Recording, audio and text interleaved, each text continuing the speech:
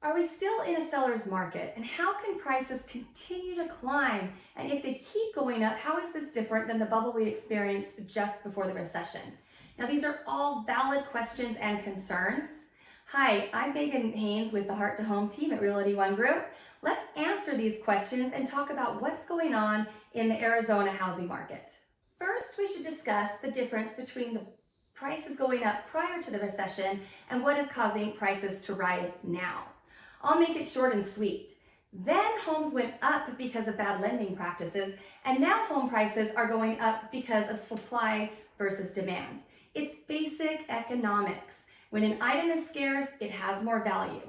And this last year, we simply didn't have enough homes for sale for the amount of buyers that wanted to buy a house. To answer the second question, when is this craziness going to end?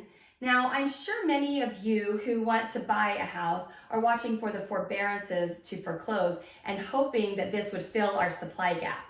Now, the Mortgage Bankers Association just said that at least 80% of homeowners that were in forbearance have stayed in their homes. Now, this means that we still have some homes that will be coming on the market, and so we'll see some relief, and this will ease our lack of supply a little bit, and maybe for a couple months, but it isn't enough to turn the tide. Okay, so to answer the first question last, and I know I answered these questions out of order, but just bear with me, it made more sense that way. Are we still in a seller's market? Now, the short answer to this is yes, but with hope. Now, according to the Cromford report, the market is cooling, but it is far from cold. Now, let's take a quick look at some numbers provided by the Cromford report. Now, the good news is that we have seen a 98% increase in supply, but the bad news is that this is still 48% less than pre-pandemic numbers and 68% less than when we had a balanced market in 2014. Now, note, it is still a seller's market, but it is not as hard on a buyer as it was 6 months ago. And sellers, you need to be more conscious about staging, pricing, and marketing when you go to sell.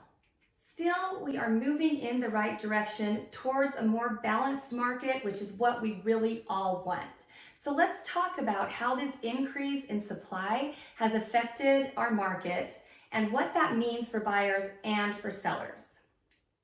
The median days on market has increased from 5 days to 11 days. And also the sale price to list price ratio, or how much over or under a list price is on a home when someone puts it under contract, has decreased from 1.8% over list price to only 0.3% over list price.